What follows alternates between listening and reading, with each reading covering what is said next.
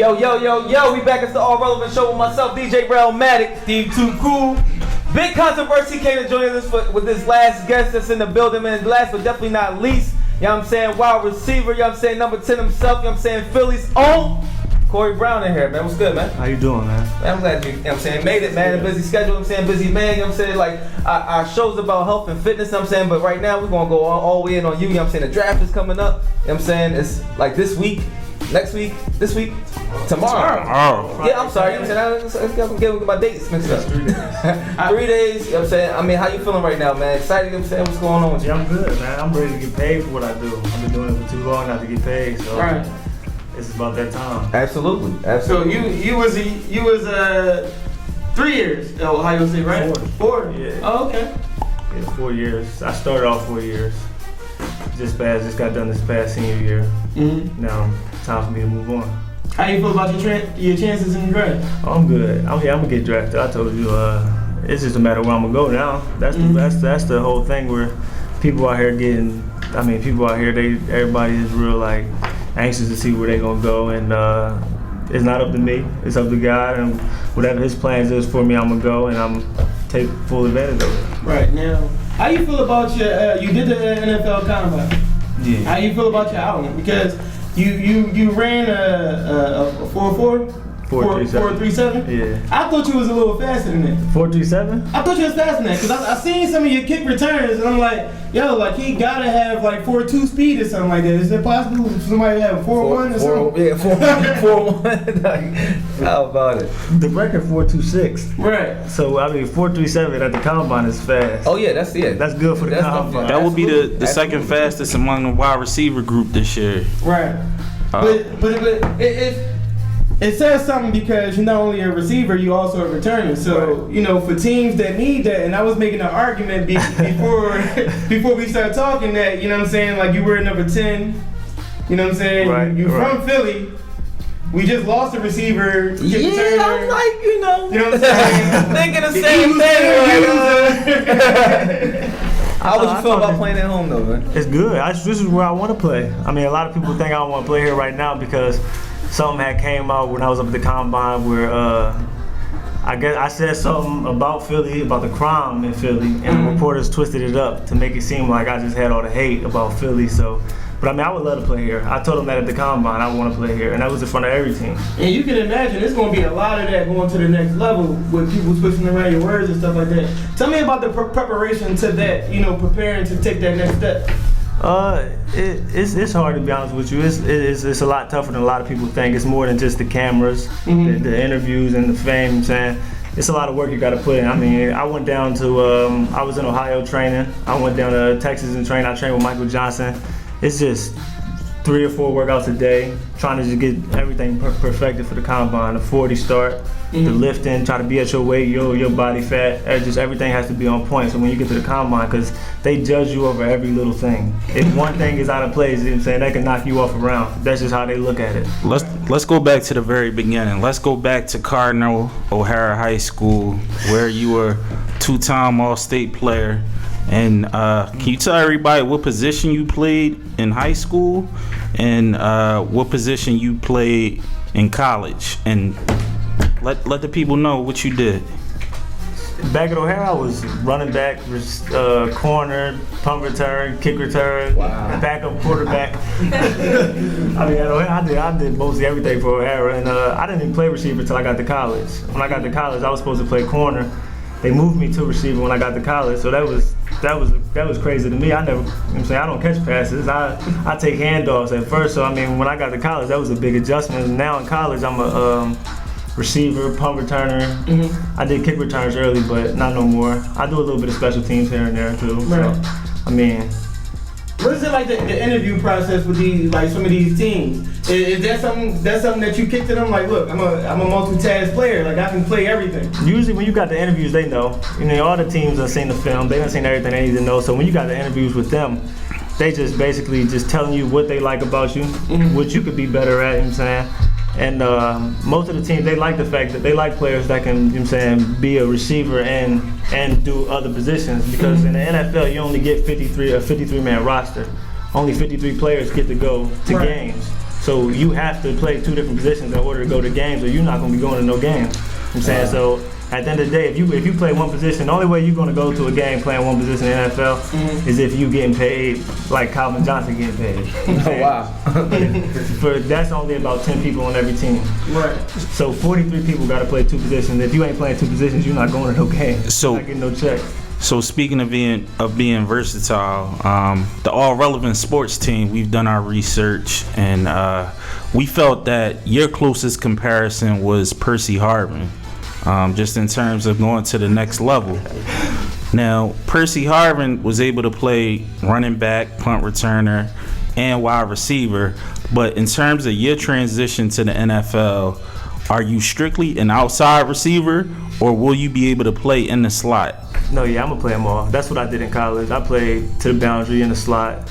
I'm not doing running back though. I won't last there. I'm trying to play in the NFL. I'm trying to play running back. Right. But as far as when I get to the NFL, I'm gonna play outside and inside. That's what most of the teams talk about. They like a receiver who can play them all. Because if you can learn every position, you're gonna get on the field faster. You know what I'm saying? It's only so many receiver spots out there, but if you know all of them, that's one less receiver they got to bring to a game, and something you can use on a different position.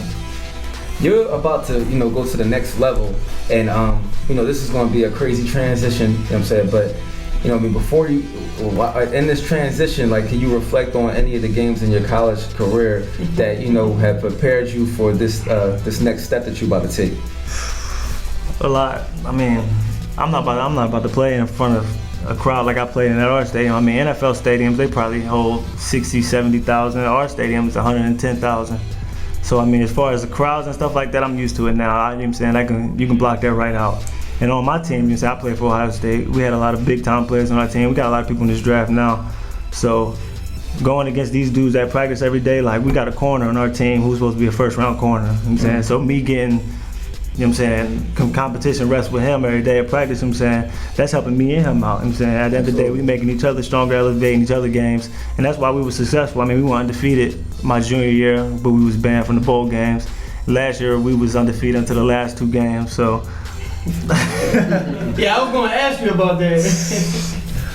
I mean, it was a nice streak. The streak was good while it lasted. I mean, we had to lose at some point. You know what I'm saying, obviously, I didn't want to lose there because we wanted to play in a national championship game. So we looked past an opponent, we knew we shouldn't have, and they beat us pretty bad. I mean, TJ came here, our DJ, he came in, he ain't want DJ no more. He was depressed. I was depressed. Well, let me ask you this. How do you take to criticism? Because, some of the criticism out there, when it pertains to you, is like, okay, he has breakaway speed, but he fails to escape the grasp of somebody, trying to tackle him. Mm-hmm. So how do you take the criticism when you think that when you know that you can do something, and people saying that you can't? I mean, there's only one way you can take it. Do you read?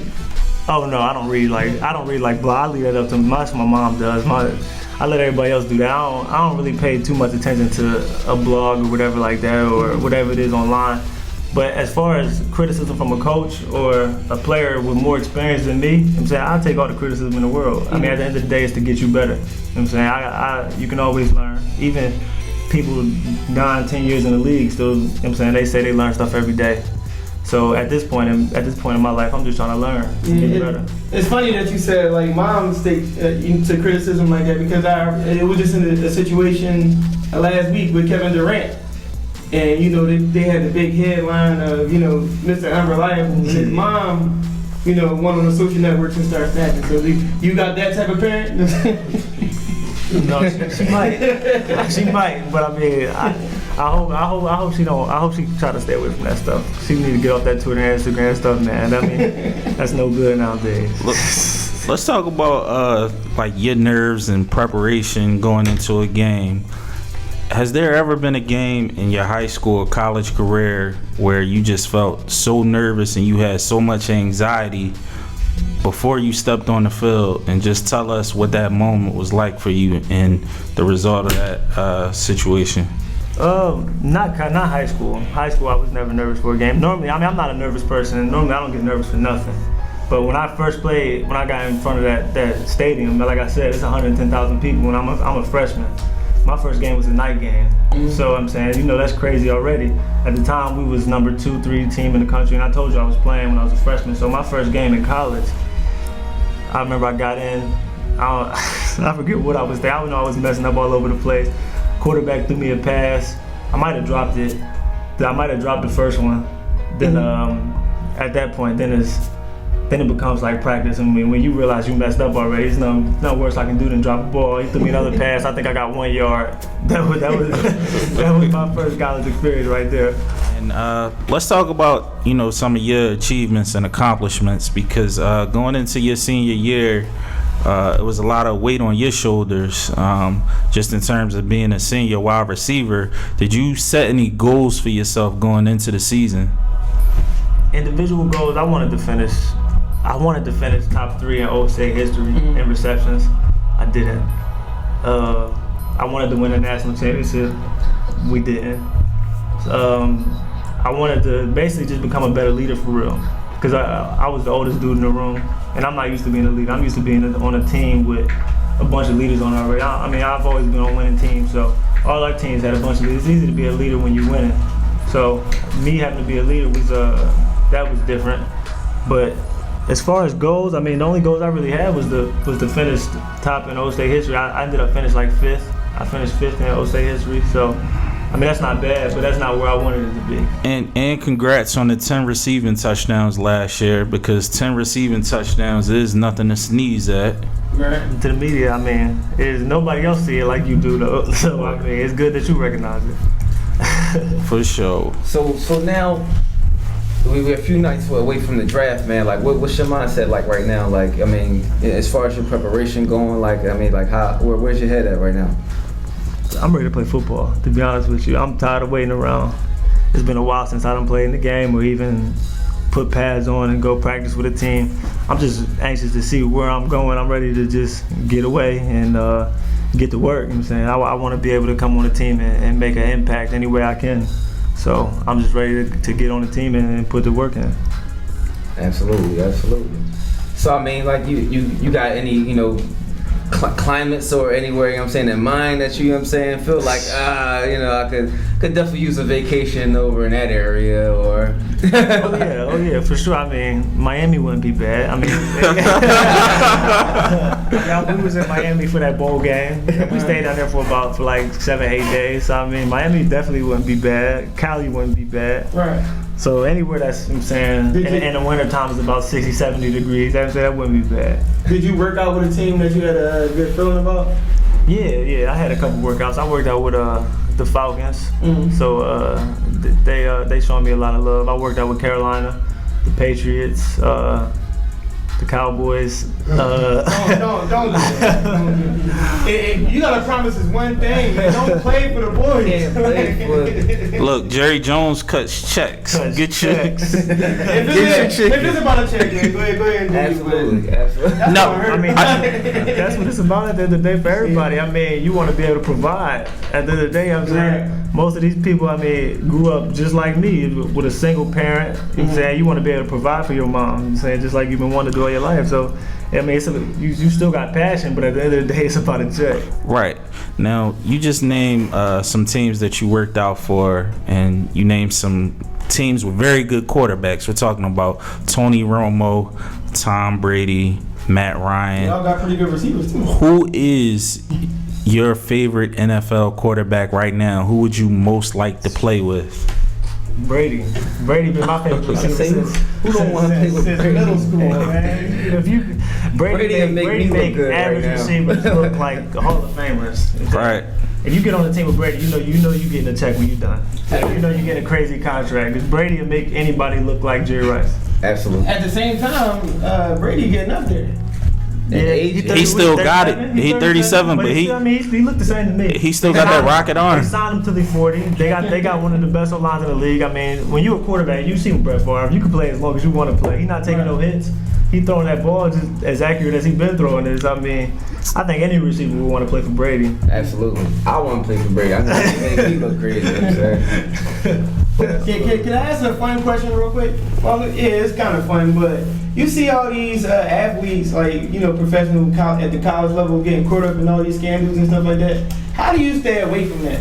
Like the James Winstons and all of them, like getting caught with. I don't eat crab legs. I don't eat crab family. I'm good. What about the groupies? Because we know on a professional and even in college, I don't know nothing that the about groupie no game. groupies. I don't know. No, I mean, it's real. You can tell us when we turn up the mics. It's real. I mean, for anybody that's about to go into college, you know what I'm saying, it's real. It's definitely something that, you know what I'm saying, you might think your mom just talking your ear off about, or you know what I'm saying, whoever you got close to you, but it's real. I mean, they're around, they want to be around you. You know what I'm saying, they'll do anything to be around you. You know what I'm saying, I don't know what all of their intentions are.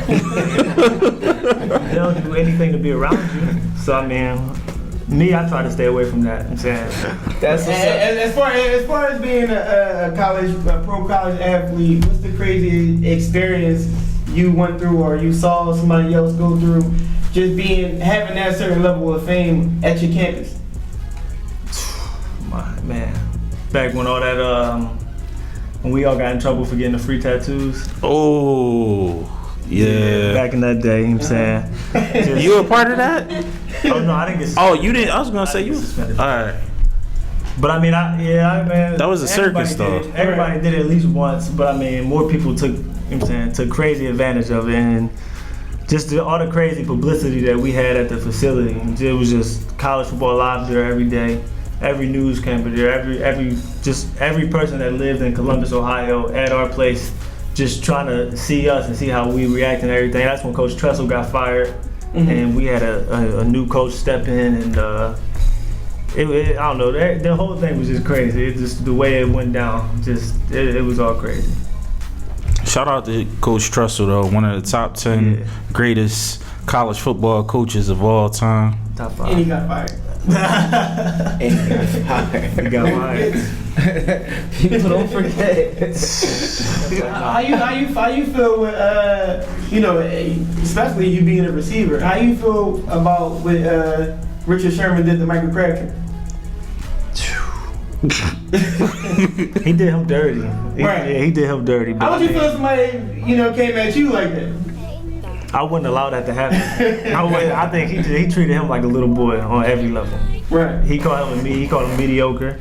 He said he came up to him after after he batted that ball down. He ran up to him, smacked him in his helmet, smacked him in his butt. Said I forget what he said to him. So all types of crazy stuff. I just think Sherman is he out of line. He out of line. For real. All the way out of pocket. With a better thrown pass, that could have been a touchdown. The only thing about Sherman to me is he don't get to face all the elite receivers. Like he ain't going against Calvin Johnson yet. He doesn't follow them across the field. And yeah, even if he did, he would stay on one side of the ball.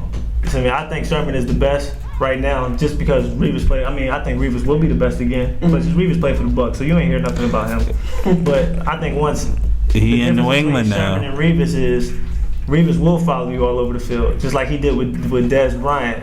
Like what was that? 2 years ago? Yeah. He followed Dez Bryant all around the field. Just you don't get to see that with Sherman, because Sherman don't play against them receivers. Now you say these things like when you make it to the next level, you gotta face these guys, right?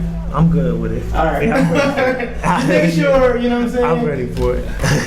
ESPN, they'll pull up some old footage from somewhere. Hey, we got some footage of such and such talking crazy about. They won't do that. So you ain't. Oh no, I'm not worried about it. Yeah, I'm not worried about it.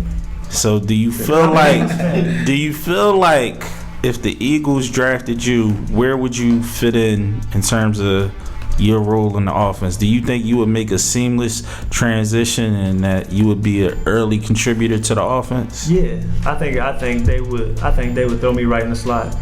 I think I would be in there right with Riley Cooper and Macklin on the outside. I think that I would do punt returning, kick returning for the Eagles. I think Chip Kelly would be perfect for you, though. I talked to Chip. I don't want to call him Chip. I don't really know. Coach Kelly. I'm talking to Chip. We was talking the other day. I just texted him. I had a meeting with Coach Kelly, and he talked about the same thing that we talking about how they would use me. I had to work out with them, and in O State they call me Philly. So he made a big deal over that. But I feel like if I went there, I think it would be a smooth transition, basically the same thing I did in college. Do a lot of slot receiver, a lot of special teams, punt return, kick return, especially in an offense like that. And Nick Foles to me is a beast. The way he did, the numbers he put up last year, 23-1. Quarterbacks don't do that. Brady don't do that. But now I'm not saying he's better than Brady, but I'm saying what he's turning into is going to be a top quarterback in the league. Do you think it's because of Nick Foles' skills or Chip Kelly's system? No, I think it's the skills.